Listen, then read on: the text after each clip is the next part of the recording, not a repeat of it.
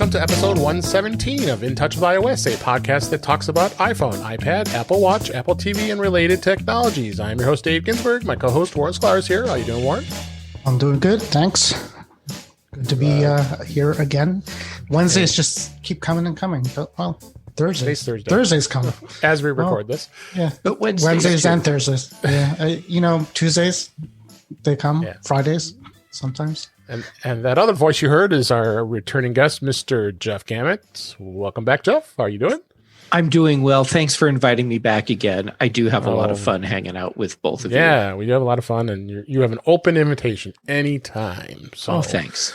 We have a lot to talk about, actually. I didn't think we would, but there's a lot of stuff in the news, and we're going to actually talk about some of our favorite tips with iOS 14, maybe iPad OS 14, and could even dabble a little Apple Watch. And I have a new Apple Watch. I have the Series 6, so I'll give you a little bit of view on that, and awesome. Lots of other things. So there'll be plenty for you guys to listen to and enjoy. So let's go ahead and get started with the news, as we always do. First thing is, as this was recording, I was like, okay, we got a release. iOS 14.0.1 has been released as we record this on the 24th of September.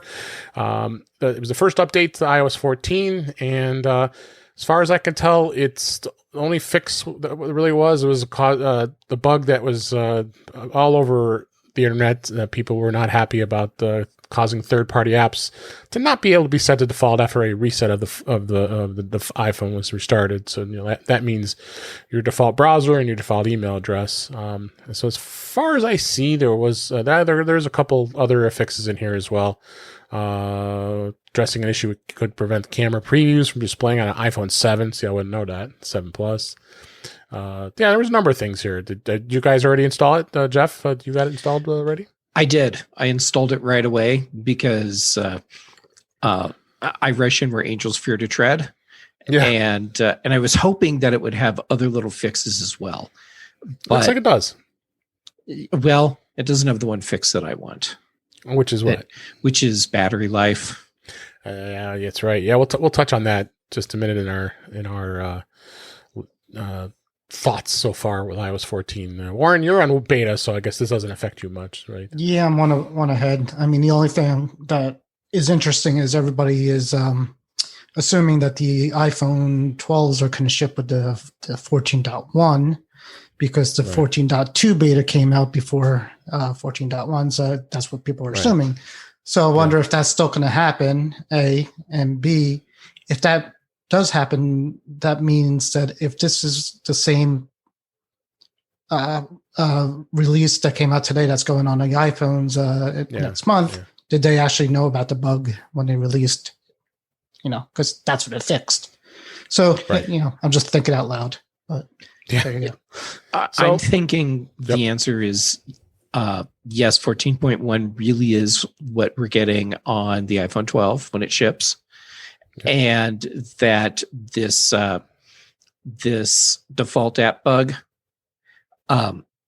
turned out to be a bigger thing than they anticipated, and it's fixed in 14.2. But there was enough complaining that Apple did the 14.0.1 update just to address that until next month, presumably, when we'll get new iPhones and iOS 14.2. So, of course, So then you're thinking there's two versions of 14.1 out there. There's the one that came out today and the ones that ship with the phone. Well, the one that came out today is 14.0.1. Is it? Yeah. It's 0.1, right? He's right. Okay. There we go. So 0.1 is today. And today it came out today, right? 0.1. They snuck a zero in there. Okay. That's right. I thought it was 14.1 14.1 coming out. Yeah. Okay. So that means this is a very, as when they ever do that, it's always just an incremental change that they had. It was a bug fix. They had to fix something. Right.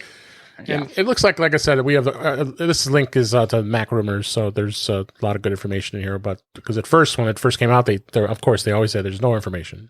It's security. We can't tell you. We'd have to kill you. That's Apple's special way. Yeah, exactly. So, but the update went across all OSs, iOS 14, iPad OS, TV OS, Watch OS, which is all fixes with bugs. So run out, get it updated. You'll be happy. So it'll squash all those bugs. But you talk about the big thing that was complaining about with default browsers and default emails. I'm super stoked that they did this because I'm looking at the default browser list, and I've got 5 browsers I can choose from now. When have we ever been able to do that before? That is pretty never. Cool. Yeah, so Safari, Firefox, DuckDuckGo, Edge, and Chrome are all the browsers I have on my iPhone, and I could choose from any one of those. And then same thing with email. Email is so far I have Outlook and of course the standard mail apps, and you can now make Outlook your default email if you so choose. And there's others out there too. I'm not so much of a fan of the third-party email apps other than Outlook for the most part. But no, I'm glad they fixed that bug because people are switching because not a lot of people are super happy about the native mail app. They may not like it. So now you got a choice. Am I remembering correctly that before a web browser or email client can be set as the new default app, it has to be updated to add support for that? Right. Yeah, you have to have the most current version of those apps because and you go in the App Store, there's 90 apps ready to be updated. It seems like every single day. Yeah, every day. You got to keep checking. You got to keep checking to make sure. Make sure for sure you of those 5 4, not including Safari, that I mentioned. Make sure that you've got the most current version of that app, and all you got to do is go into the settings, go into the app, and right there is where you can make the change to which browser you want as default. Apple has to bless it too. There's a bunch. And Apple does have to bless it. Like Brave is one of my other browser I have on there that one has not been blessed as of yet. Right. And I still have it unless it's been updated. I switched mine to Edge. I like Edge. Edge is really good. Edge is a great browser. I'm just hoping we can get it to work and use it more full time. It's very solid. Yeah, but I remember with the Mac we had that little bug with the Safari 14 that got installed, and a reboot fixed that for me. And so even Edge on the Mac is really good too as well. Yeah, and you could sync everything across. Exactly. Yeah, it was through your Microsoft account. Yep. Speaking of syncing, have you noticed that handoff between web browsers works perfectly regardless of which browsers you have installed on any device? Mm-hmm. Yep. Pretty much, Yeah. So it doesn't matter. I don't even have to be running the same browser on my Mac as I am on my iPhone. It just works. I know that's been a thing for a while now, but now that people have more choices, I wanted to point that out. Absolutely. It's very, very cool. So next story in Mac Rumors, as always, my favorite resource for music news. Apple stopped signing iOS 13.7 after releasing iOS 14. No surprise here. So you could no longer downgrade. Downgrading is no longer possible. So that happened a couple days ago. So if you're not ready to go iOS 14 yet, don't do it. You want to wait. If you want to stay on it for a while, you can definitely wait. But once you install iOS 14, there's no turning back. Any thoughts on that, Warren? No, nothing. It is. It is.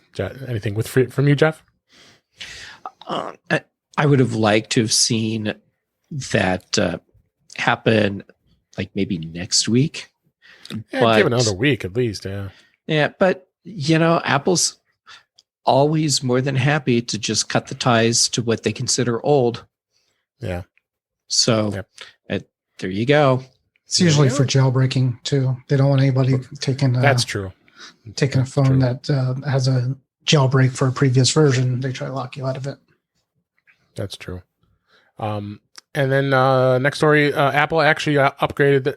I'm surprised they still call it iWork, unless this is from Mac Rumors as well, or just using iWork as the term, because that's always been the suite of apps, which is Pages, Numbers, and Keynote.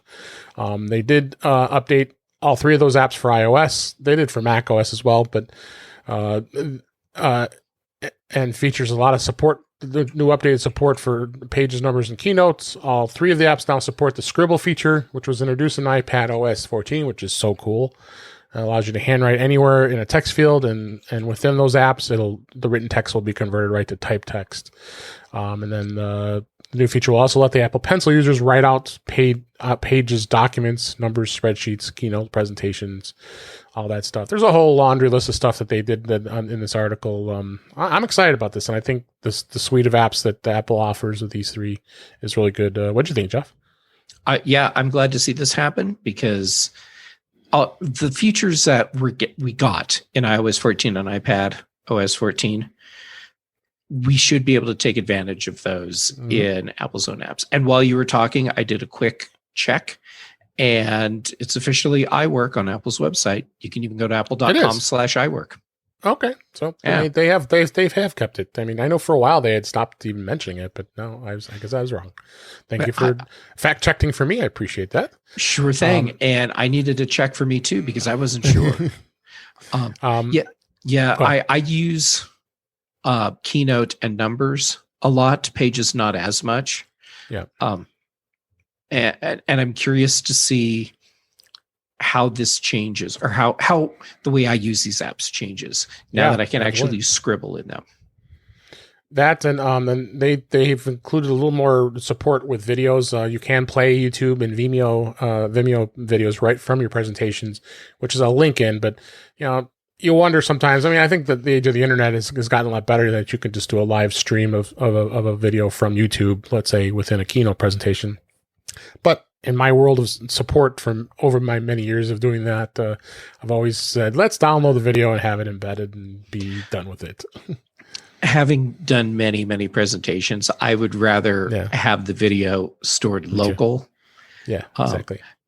But I can see places where you do a presentation where actually having a live stream show up would be part of the presentation. Right. So, I mean, it's cool to have the option, even though for sure. I wouldn't feel comfortable relying on it during a live presentation. Yeah. Oh, yeah. Yeah. I always was nervous. Warren, you have any thoughts on the updates to these three? No. Fine quality apps. I convinced myself once to buy an Apple Pencil, and now I told myself I'm never doing that again because I really never needed one or used it. So, the Scribble thing, I would like to see somebody use it just to see what it does, but I'm not going to buy the pencil. I'm not doing it. No need for the pencil. Oh, you bought it and then now you don't have it? I had the first one with one of my earlier iPads. Oh, okay. So then I'm like, when I sold it, I got rid of it. So I'm like, do I need the second one that I have the iPad Pro 11? I don't need it. I'll never use it. Yeah. Even the Scribble works, I'll still never use it. It's just $120 down the drain for me, but I'm sure it's great. Okay. All right. Next story. This is a 9to5 Mac. iOS 14 adoption has rapidly been outpacing iOS 13 as the users widgets. react to the widgets, picture-in-picture, and more. This was a couple days ago, near last week. It was coming with a number of new features. Of course, it's been exciting, including the home screen widgets, picture-in-picture support, and so much more. I think picture-in-picture was a big thing. So they're saying the adoption rate's right around 28% already. It could be higher since this article was posted, but it's great to see. I tend to see that iOS, the latest versions of iOS get adoption pretty quick versus Android. Well, they can, whereas in many cases, Android users can't upgrade. Right. Yeah, because it's restricted by the carriers. Carrier. Yeah. Unless you have a pure Google phone like a Pixel, you really can't do much. It's good to see. Yeah, the day after the release, my 17-year-old son came up from the basement and he's like, "I got to show you my phone."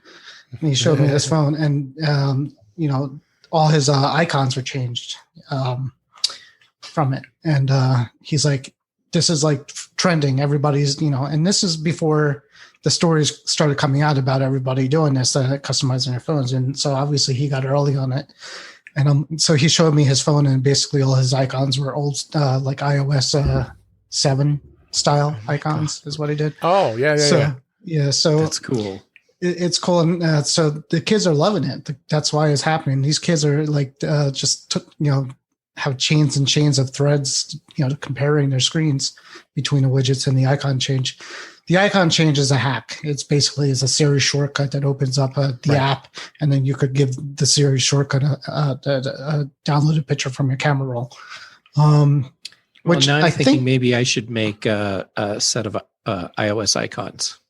Well, they are. People are doing it, and evidently some kid made like $5,000 overnight because he charged it, and he didn't realize. He woke up in the morning and like he had $5,000 of people buying his icons.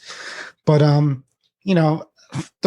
one question I have is wasn't this possible in iOS 13 with the shortcut? I don't know why. I don't think it changed to 14. I think it just it is kind of interesting because I think just shortcuts were still there. Yeah. Trending. So I didn't try it unless they change the functionality, but there's just groups and Instagrams and Twitters of people changing up their home screens, and people love it. So the word's getting around, and that's why the adoption rate is going up. That's very cool. It's great. Yeah. We'll hit on widgets a little bit, just a moment here. The next story I want to talk about was 1Password partners with the company Privacy for virtual credit cards. Great to see that 1Password's diving into some other businesses. This was on the Mac Observer, our friend Andrew Orr. With Privacy.com, people link their bank accounts and to generate unlimited virtual credit cards, perfect for signing up for online services. And now 1Password customers can use these cards in the password extension, 1Password extension for Safari. And all you have to do is create a new Privacy.com virtual card right from your browser, set spending limits, and then save the card details. Just in the United States so far, but they are saying that they may hint for expansion to the future. Thoughts, Warren, on this one? Nope. Thumbs up. All right. And Jeff, anything on this? I think it's awesome. And for a lot of people, I think this will make their lives easier when dealing with online credit card payments, especially if you've ever been in a situation where you've had a credit card skimmed. Oh yeah, absolutely. Yeah, I've never done that. And then the last story back at Mac Rumors, Apple. This just actually came out as we're recording this today on September 24th. Apple has now reversed course, and they're now allowing band-only returns for the ill-fitting solo loops.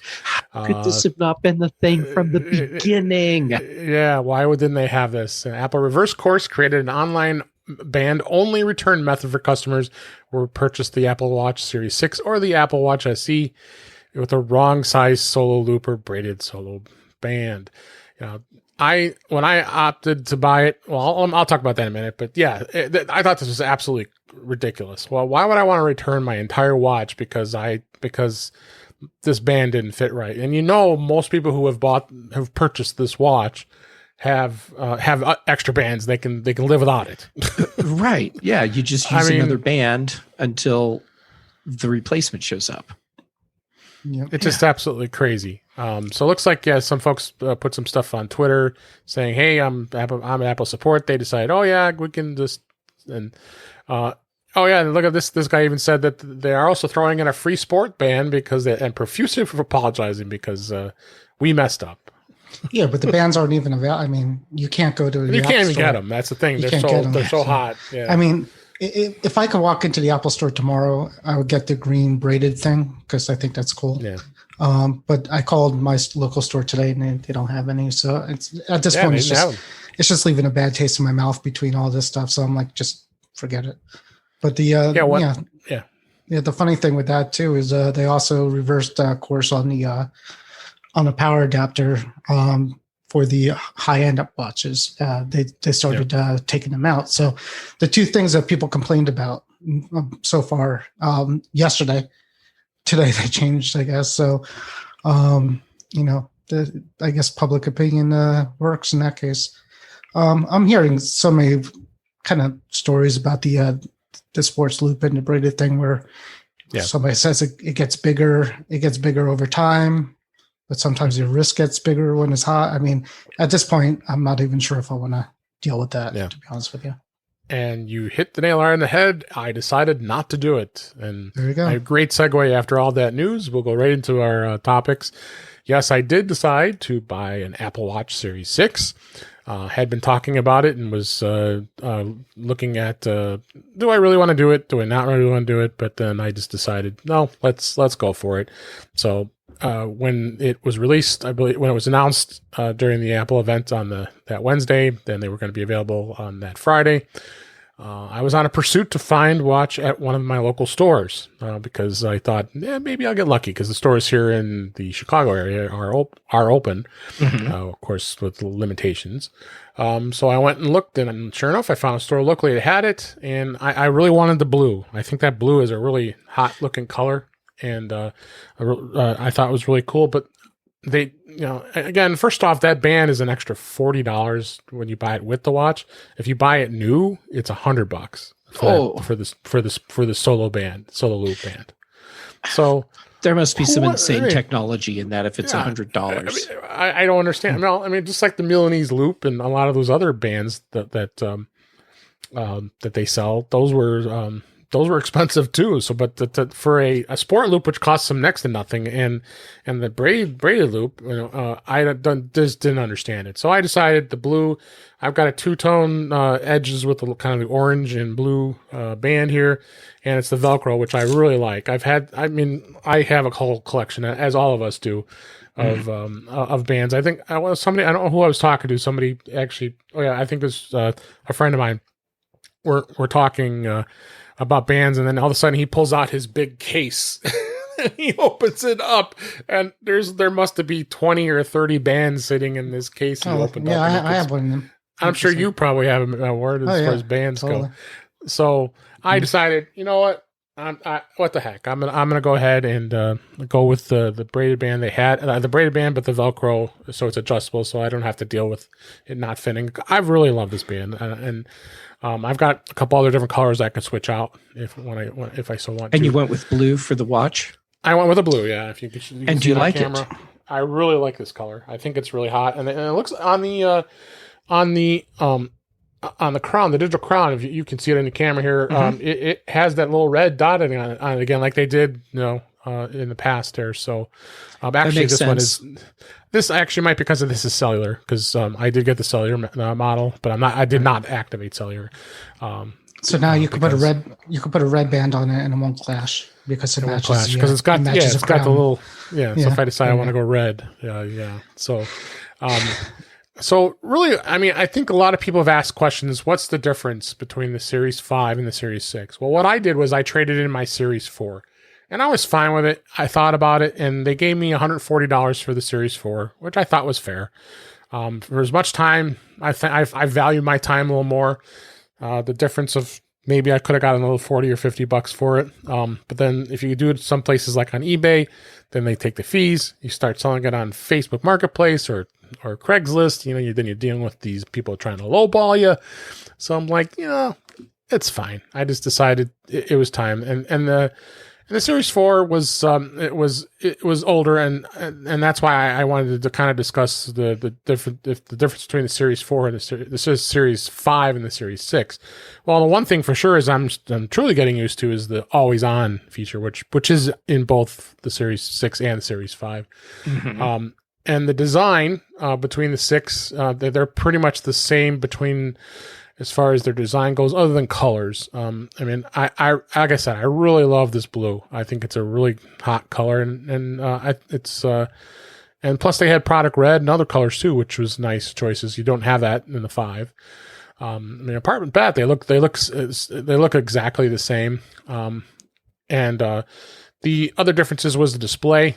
The display is a 1.78 inch OLED for 448 by 365 pixels on the 6, whereas the 5 was the 5 was just about the same. And so they're about the same. The processors, that was a big jump. You went from the S5 dual core to the S6, and it's 20% faster. I do notice it faster, and I'm kind of happy about that when it comes to that.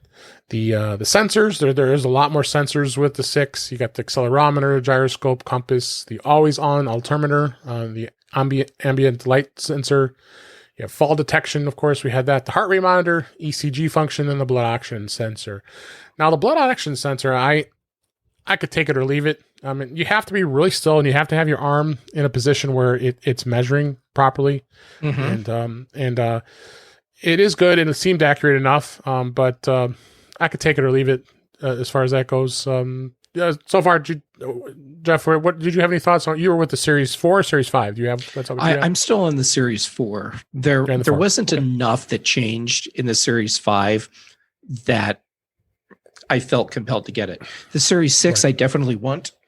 And it's actually that blood oxygen sensor that seriously? Series. Hey Siri, stop. S lady just turned my phone upside down. Come on, S lady. There we go. She's upside down now. Maybe she'll leave us alone. Sorry about that. I was actually trying to charge my phone because the battery was almost dead. Anyhow, it's a blood oxygen sensor that I find to be really intriguing. The other new features that come on the 6, I'm like, okay, fine. But that's how it is for me every time. There's always one key thing that I see and think, all right, that's my reason to get a new Apple Watch. And it was the EKG last time, ECG. Right. And this time, I haven't bought one yet because I wanted to watch and see what people think, especially of the blue color, because I was thinking that blue looks pretty awesome. It really is. I really like it. And all the other bands I'll wear that I decide to change with, I think will look really nice on them. I mean, I've always had the space gray. I just keep it plain. And you had the series. You're currently on the Series 4, and I was in the same boat, so I decided to jump. But Warren, you're on the Series 5. I don't think you're ready to take any leaps yet on this. Right? Yeah, I mean, if Apple's going to give me 180 for mine, I think is what they said. Yeah. So if I went to Apple just to go, and I walked in, and they had a Series 6 available, I might just trade it in and do it. I mean, but the fact that they're not really available makes it an easier decision. Mm-hmm. Plus, I can't get I like the blue, and I can't get the blue or the red because my wife would notice the difference between my 5 and the 6. And that's not a good thing. So, you bought a new watch. No, it just turned blue. I don't know why. It must be oxidation, honey. Yeah, it's just I painted it. It's nail polish. So I had the space gray aluminum 5, and I could not deceive my wife. I had to. Yeah. No, well, yours is blue now, so you gotta fess up. No, she knew. I told her more. Well, I was a good boy and told her ahead of time. if I did it, I would get the same color I have now, and I wouldn't say anything because it'd be like $200 for me to upgrade it up. But even for the $200 with the trade-in, I can't see the reason to do it. Between the 5 and the 6, I got almost all the same features except for the blood oxygen and the slightly faster processor. So it doesn't bother me too much. But battery life, I've noticed, is a little. And we were going to talk about battery life on the iOS 14. I do notice it on the Apple Watch too, that it is going down a lot quicker than it had on the Series 4 for me. But a lot of people want to be able to take advantage of the sleep, hours, and it was a big requested feature that was added to Watch OS 7, which is actually available on pretty much all the Apple Watches. Which I still couldn't understand how I could get that to work, because if I would sleep with it all night, then the battery's practically dead. I guess you go take a shower in the morning, throw it on the charger, and I think that's the general idea. Yeah, that's usually. I think I'm going to try it tonight. I have not tried it yet, and because I'm so used to taking it off at night because I have it right on my nightstand. I tried it once and I hated it. I hate the feeling of having it on your wrist. Yeah. And I hated the feeling of needing that feeling that I needed to charge it. It kept me more awake Did it? It kept me more awake than not wearing it, so that probably affected it. I mean, Yeah, I've got that $79 base, the puck base charger with that pulls up, and that's yeah, how I I got some like charge it that. on my nightstand. They So need- yeah, that's what I'm worried about. Yeah, I agree. Yeah, Amazon has the right idea. They're selling something that's basically it's their Amazon Fit thing now. I don't know if you saw it, but it's kind of like a cloth thing, and it's it doesn't have it's just like a sensor, and everything goes to the phone. So, what they should do is that Apple, what they probably should do, and I don't know why they're not doing it, is they should have a sleep mode on the watch where it pretty much turns off every service out there except for tracking the sleep somehow. You get more battery life out of it, but they don't have that. Yep. So I'm surprised that's not part of sleep tracking. Right. I haven't messed with the sleep feature because I have a bedside a sleep tracking thing that is much more accurate than what you can get from any wrist-worn device, and so I just don't need what Apple's offering there. But I just assumed that when you went to bed, you do a thing, like where you tap the button to go into theater mode. You tap something and go into sleep mode, and then it just turns off all notifications. It shuts the screen off and goes into the low power mode where it's just doing the motion sensing and stuff that it needs for sleep tracking. Yep. We should do that. And then WatchOS 7 in general is just a great update to the watch. A couple things that's kind of stood out. I don't know if you guys like them. Is some of the new watch faces were kind of cool. There's some really great ones. The Chronograph Pro face, which is really neat with a tachometer that can display details on speed and traveling over time and distance. And there's just a lot of really great watch. And of course, I stayed with the infograph. I've been so used to it, but I think I'm going to start exploring a little further. Is there any watch faces that you like, Jeff, that stand out to you?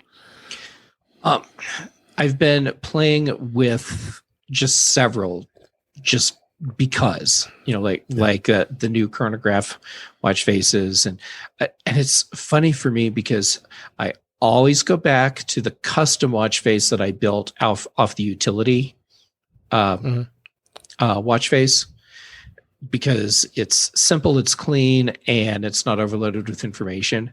I do have one of the infograph watch faces set up with all the stuff that I need for when I go outside. So I know what the temperature is, I know what the UV index is, I know what the AQI is, and I've got all the weather data, which is actually important stuff when you live in Colorado, just like if you live in the West Coast right now, because you're dealing with weird weather, you're dealing with fires, you're dealing with bad air quality. Yeah. And it's too much information on a watch face. So it's like a special use thing. So, for everything I've been playing with, I've already gone back to my custom utility face. And watch face for you, Warren, is it what's your favorite? What's your favorite? What do you use? Ever since Series 0, I created a favorite album in photos of my favorite pictures that I've taken of places, and pretty much sync that to my watch. And every time I raise my wrist, I get a different picture, and that's what I like. Yeah, I forgot. There's the one that I made right away, which I think is wonderfully fun.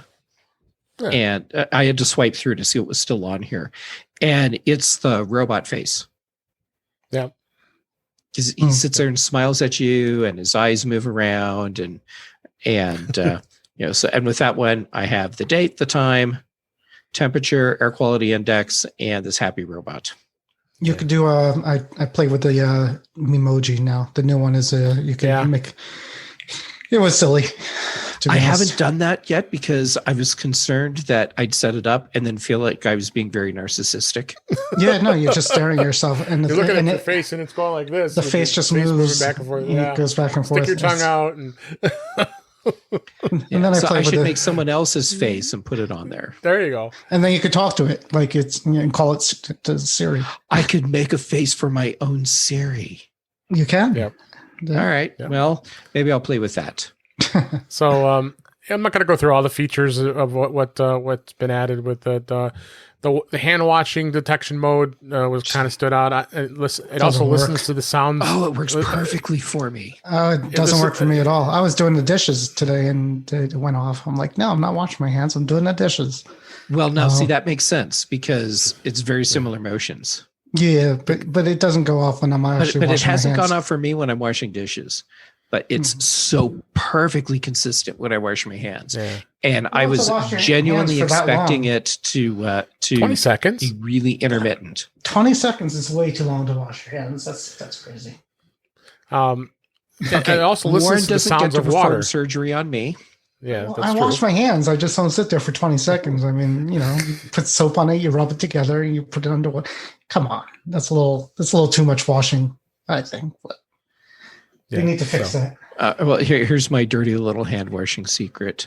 I was curious to see how much longer the watch would go after I was done washing my hands, because I don't actually count out seconds. And what I found is that it finishes and I'm still going for a few more seconds. Right. It should be like an OCD detector in there too. And if you're still going, it's like, I probably do need Jeff. You're good. You got enough. Stop. Just stop. I probably do need that. Yeah. It's like, Jeff, it's okay. Your hands are clean. You're going to take some of your skin off at this point. Stop washing. So all right. So I highly recommend it. I like the watch. I'm happy. But like I said, if you're on a Series 5, my opinion, wait till the next one. I'm glad I waited because I was on Series 4, and Jeff, you're ready to pull the trigger soon. Yep. And I guess now I just have to wait for watches to be in stock again. Yeah. But keep an eye on. I don't know if your stores or local stores are open. Keep an eye on that. Sometimes you get lucky, like I did. And then let's go talk a little bit about iOS 14. We're not going to spend a ton of time in it, but there are some things that could have stood out. One thing, like we mentioned earlier, is I have been noticing some issues with battery life. And Jeff, you brought that up. What do you think has been hitting the battery life on the iPhone the most as of late? That's a good question. How about if I look real quick and see what my iPhone you can look says? for battery. Yeah, I haven't looked. Right. I haven't looked either. Battery, and there we go. Activity. Safari is, well, let's look over the last 10 days. That's what really matters here. Safari is taking a big hit, and then Tweetbot. So that's probably Facebook and Twitter stuff. But still, my watch, my phone, just sitting unused, or inactive, that battery is draining so fast. And if I'm doing something like I get up in the morning, fully charged phone, and I spend like 10 minutes going through messages and emails and other notifications, and in that 10 minutes, my phone will be down to 74% charge. Okay. It's like crazy draining. Yeah, I've also noticed my battery health has dropped to 96% for a phone that's only a year old. So yeah, mine too. I'm at 97. I just checked that. There. Yeah. My battery capacity is back up to 100%. I thought it was a little bit lower than that. Now, I did get a battery replacement from Apple, probably 8 months ago now. Okay. Which one are you on? I'm still rocking my iPhone 10. That will probably change in a month. Okay. Oh yeah. I wonder if that could be part of the battery issue, maybe. And I don't know. It's always mail is always the big culprit. Especially because of notifications you're getting all the time. I use the app radio.com a lot. I listen to it at night, but I'm generally charging, as that's what's kind of weird. It came up as one of the things that do it. But you got OneDrive doing backup background activity. Mm-hmm. Messages has a little bit on it. So you just got to kind of keep an eye on what activity is really hitting the battery hard. Yeah, it's interesting. I was expecting to see other things at the top of the list, but Safari and Tweetbot, those account for I got Twitter. half my got battery Twitter activity. I got Twitter notifications hitting all the time. I forgot about that. Yeah, I get notifications every time I have people that I'm watching, and that could affect it too. So, but let's go ahead and talk a little bit about some of the things that stood out. And everybody's been talking about this, and I think it's just amazing. Is the BackTap? And it's kind of bizarre. It's bizarre the fact that Apple buries this in accessibility. So the way to get to it is you got to go to settings, and then you go to accessibility, and then you go under physical and motor and select touch. If you scroll all the way down towards at the bottom, actually, there is a selection that says BackTap. And then you have two choices, double tap or triple tap. Now, you could set this to basically all kinds of stuff here, including like app switcher, bringing you right to the control center, your home screen, your lock screen, reachability. You could do a screenshot. I think that's kind of cool. Like that, I've selected the double tap on the back of the iPhone to do a screenshot on one of them, and you could turn the magnifier on, which I like using the magnifier a lot. And then a lot of shortcuts you could add as a back tap as well in either one. Same thing with triple tap. And in fact, I like the screenshot to be a triple tap because you can hit you could double tap pretty easy versus triple tap. I've had double tap happen just setting my phone down on a counter. Yeah, exactly. So apparently, I need to set my phone down more gently. Warren, have you set any of this at all? I set it up, but I've tried different cases. It's hit or miss with me. So, or tap or miss, like I say sometimes. But sometimes I get it to work and sometimes I don't. And I'm not sure what I'm doing wrong or differently. But I have to work on your finger strength. Well, that's the thing. I don't know like how hard, and there's timing, and like sometimes it's a bit of a delay. So I have 3 taps going to the home screen. And like I'll do the 3 taps and then nothing happens, and then I'll just start continuing what I'm about to do, and then it happens. So I kind of gave up on it, but it's neat. Which iPhone do you have? I'm curious. I have the 11 Pro Max. Okay, so it can't be a performance thing with the processor. I would hope not, or because mine works. I am due for a new phone, so yeah. But my iPhone 10 every year is still. It's an older processor than yours. It's not as fast as yours. And I have a near instant response from BackTap. Yeah. Again, are you using a case or no? Yes, I do have a case on mine. It's not a thick case. Yeah, I've tried it with thin ones. I have I don't know. It's weird. Try it. So, and then there has been some control center changes. If you go into control center, they really have expanded out the HomeKit, and a lot of your specific. If you have any specific scenes, you can put them right into control center. And for those of you who don't remember what control center is, most of the newer iPhones, you drag it from the top right. If you have like an iPhone 8 with a home button, you drag it up from the bottom. And to get to the settings, all you have to do is you go to under settings, and then you go into control center, and that's where you actually can actually access a lot of these things and make changes. Now you can turn off home controls. If for some reason you don't like to have the home controls in your control center, you can just turn it off completely, and then those will not show up anymore. Now you've got included controls where you can put in there, and they've added a lot of stuff in here. As of late, Warren, do you have any ones that you use all the time in Control Center that you like to leave in theirs?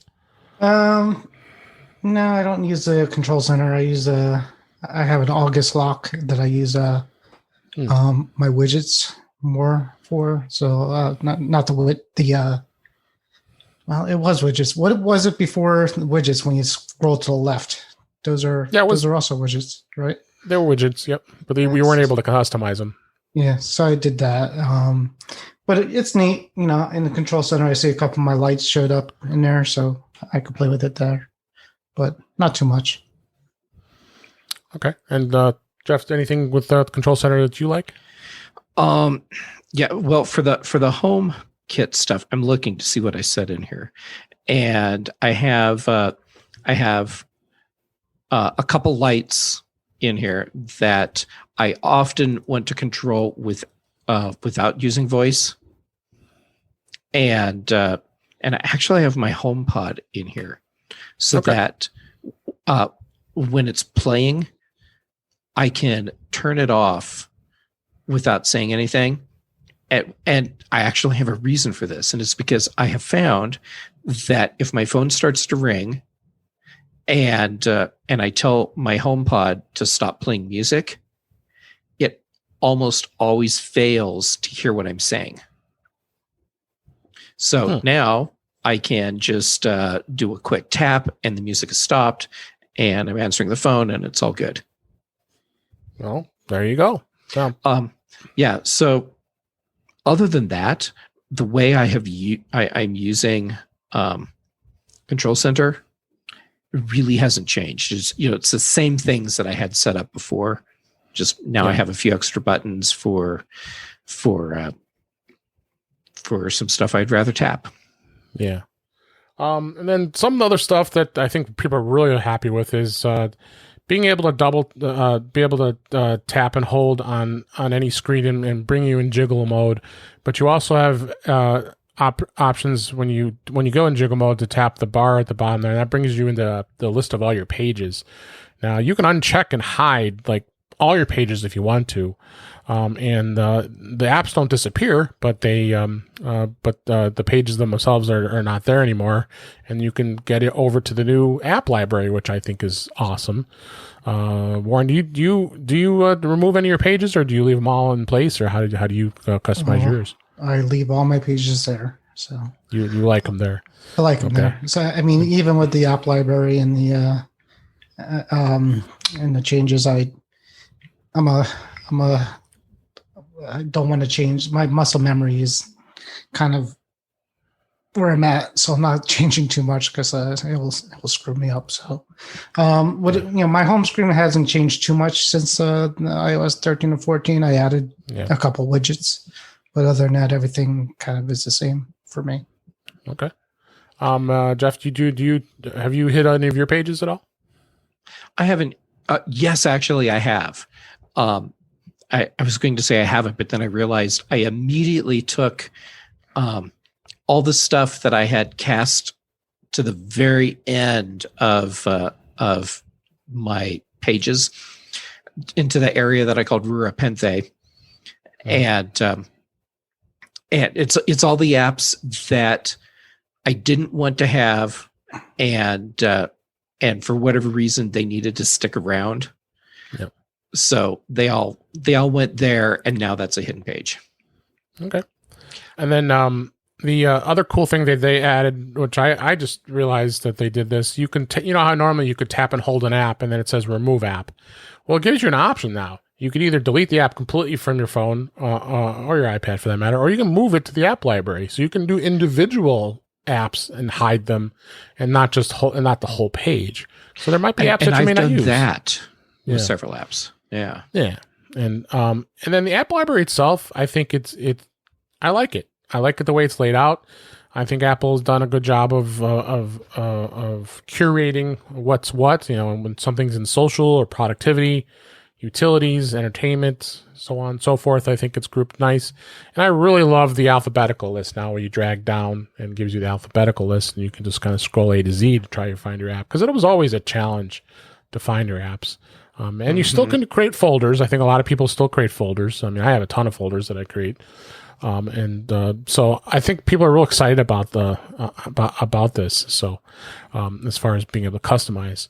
Now, let's talk about widgets. Now, widgets are a big thing now. I think widgets have become like really hot right now, as we were talking the pre-show. I like how you can hold the widget when you scroll over to the all the way to the right, and you can edit the widget. You can make changes to the widget. You can add the home screen, or better yet, you tap and drag the widget over to one of your screens, and I can incorporate, like, let's say the weather widget and have it right there, and then I can have the weather widget within the rest of your icons. Now it kind of drives me crazy because I'm so used to where apps are that it kind of moves things over, because then like I did it right now, my home page.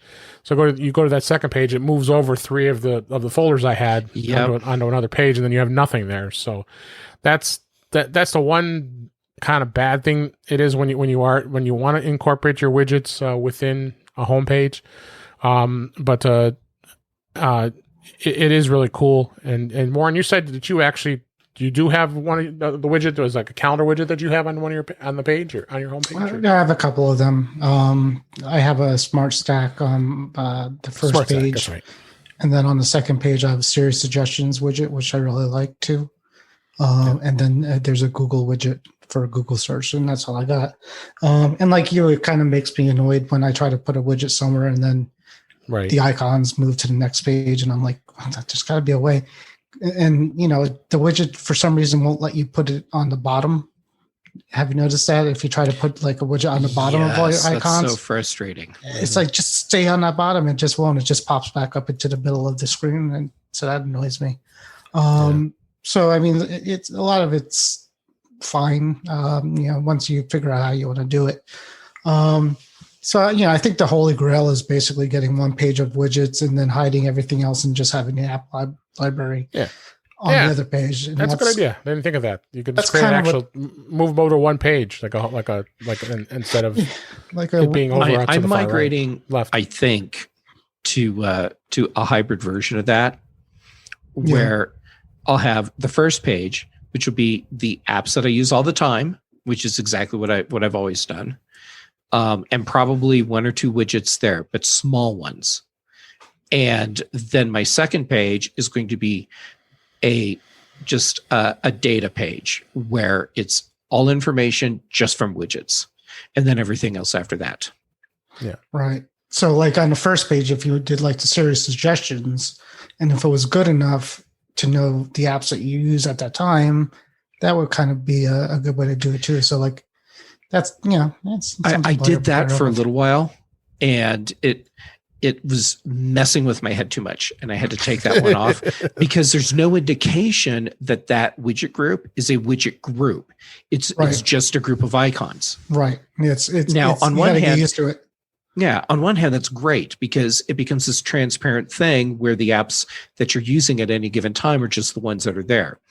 But for me, it just hurt my head too much because I know the widgets that I have in place, and then there was this block where they were just changing. Right, yeah, and it's trippy if you watch it change because you'll be sitting because you forget about it for a second and you'll be watching it, and all of a sudden something changes on the screen. And it's like, what? My icons just moved around. And it's a Siri thing. So, so I actually had to turn that one off. Now, if I could put a background on it, so it was obvious that was a separate block, then I'd be more inclined to use it. And it's a stupid reason not to use it because it's really handy, but still. And there's a bug on it. I don't know if it's still there, but sometimes the word suggestions comes underneath it, under that widget, and the words kind of go right on top of the words of the icons underneath it. So that was a problem too. So that's a problem. Yep. And then we'll come back to widgets just a minute because we have 2 apps that I have bookmarked to talk about. I just want to hit 3 more things here before we wrap it up here. And the spatial audio for AirPods Pro is amazing. I don't know if Warren, you tried it out. Do you have AirPods Pro, Jeff? I don't. I'm still rocking my original AirPods. My restriction that I put on myself for the AirPods because it's just too easy to keep buying all the things. Yes, it is. So my AirPods restriction is I do not get to replace them no matter how cool the current AirPods are until the battery in at least one of my AirPods is essentially unusable. There you go. So my guess is that next spring I have to replace my AirPods because I have one AirPod where the battery life is maybe 30 minutes. Okay. Yep, you're due. But the spatial audio is just absolutely amazing. It basically makes you feel like I look to the left, I look to the right. It's like, wow. It really gives you a spatial immersing sound. And of course the audio itself has to have it. If you listen to the Apple event video, they had it in there and started watching some of the sessions in there, and it was like, holy cow, I'm looking around and where am I? So it is really that's cool. very cool. Sound. Yeah, it's really cool. Warren, you tried them out and you think it's it's cool. I mean, it works a lot better with a phone or an iPad than the Apple TV, because it follows the device, which is kind of neat. Yeah. So if you actually you're listening to something and you have your phone with you, if you move your phone like there, it actually moves a voice with it, which is kind of that's just straight up cool. It is cool. It's very cool. It's way cool. And it actually sounds like it's coming like for a minute you think that the Bluetooth connection to your earpods got lost and it's coming out of the phone speaker, and you're like, oh crap, everybody can hear me now. But you take off the headphones and it's like, oh no, it's not. Yeah. And then other feature I wanted to that was very welcome to be brought in on iOS 14 is the picture-in-picture. Being able to watch video and then it allows you to let it float on your screen while you go and do something else, especially for FaceTime. I mean, my gosh, it was annoying. Anytime someone wanted to go look at something on their iPhone while they're on FaceTime, and then you're paused. Mm-hmm. well, now it will not pause anymore. It'll allow you still see them while they're going and navigating to Safari or looking at an email or looking at a picture or whatever they're looking at. That piece of it is great. Any other video type source, I use Xfinity Streams. I'm a Xfinity customer. I'm able to, this works on the iPad as well. The iPad actually, it's been doing it for a while for a lot of them, but the iPhone as well is the big thing. Being able to just, go along and you can still listen as well as watch and go do other things.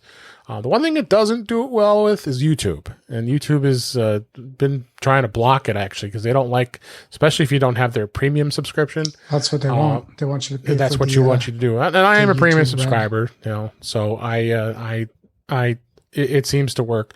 But I don't even know if the picture-in-picture still works. It still works when I go out of the YouTube app. I can still hear the audio, but a lot of times you can't see the video. So YouTube's being kind of jerks about that, honestly. Be with that. So, and then let's dive into two apps I wanted to stand out as far as relating to widgets goes. This has been a really hot app right now, Widget Smith. And it's a free app, and what it does is it allows you to be able to create personalized widgets, and you can customize your home screen as like you've never been able to before. It integrates with all kinds of different stuff, so you can set scheduling of specific calendars, the weather. You can create small, medium, or large widgets. Make changes. It's been quite a thing here, and they do have an optional subscription that's offered monthly or an annual basis that gives you some more widgets that you may not like. It adds in the weather, weather, and what was it? The star or something. Yeah. You've been playing around with this, Jeff, with this app? I have. So far, I've been playing with the free version because the weather stuff that I want to see is in Fantastical, but I have to add, Apple bought Dark Sky. Why don't we have Dark Sky widgets? Good question. So I guess I'm kind of holding out for Dark Sky widgets. But the stuff that I've been playing with in it so far is great. I've been able to make customized widgets that have all different kinds of information that I need. You can even do a static thing where you just have like text on them, which I guess I don't know. What if you decide you wanted? I've got it. You have a series of notes and reminders that you want that they're just very static pieces of information. You could just make a custom Widgetsmith widget where you can just swipe through those text notes. Yep. And Warren, you said you have dabbled in Widgetsmith a little bit, or? I installed it a few days ago, and I didn't really like it that much. I uninstalled it, and then I tried it again today. Okay. It's neat. It doesn't do as much as I thought it could do. You could add a weather widget, you could add a clock widget. Yeah. So it does a few cool things, but for free, it's fine.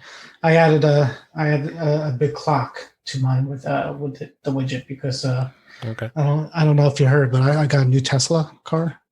Yeah, we've heard. I did. So I picked it up, and for some reason with that big screen, there's no big clock, and so it's actually hard to tell the time in the thing. So I figured just a widget that I have here is just a big clock from the widget thing. So now for those you're watching, he showed his phone, and it's got a nice big clock on it. I have a mount. I have a mount now for my phone that sits out by my Tesla's screen. So now it's basically a big clock.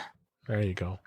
And then the other app pick was Fantastical, which is absolutely amazing calendaring app. And they are supporting widgets. So you can bring a calendar and all kinds of great widgets, because I kind of think the widget's much better than Widgetsmith, because actually Widgetsmith just when you tap the calendar, it just brings you back to their widget and doesn't give you access to your calendar. So if you use Fantastical, which is as a fantastic app, it works really well. It sounds like, Jeff, you're a big user of Fantastical. Yes, and what I have done with the widgets, there we go. Woke up my phone. I experimented with a small widget and a big widget at the same time. Yep. And that's what the big widget was, what convinced me that I'm probably going to do page 2 on the home screen as a data center. So it'll be the big Fantastical, and then probably a couple other things, or maybe a smart stack. All right. Because it's great. It's exactly what I want. Yeah. It's the calendar for today and tomorrow. It gives me the weather, and just enough of the weather. I need to know: is it rainy? Mm-hmm. Is it overcast? Is it sunny? How hot is it? That's right there, and it's just right there. Yep. Yeah. I absolutely love what they've done with these widgets. Yeah. Check it out. I believe Fantastical is not free. It is paid. No, app. it's part of a subscription. There's a subscription, right? Setup. I thought Setup might have it, but I could be wrong. I don't think Setup has Fantastical. Yeah. I might be wrong. Setup has so many things, and oftentimes I'll find I went and bought something, and it turns out it was in Setup. Yeah. Yeah, so you got to pay attention. I always need to go and search Setup before you sure do before I pay for something. So, and with that, our time has just expired past us here, and there's so many other things we could talk about, but we would be here much longer. But we're going to save it for future episodes. Busy Cal, I'm sorry. Busy Cal, real time follow up is Busy Cal is the one I have. Yeah, and Busy Cal is awesome also. No widgets yet for them. Nope.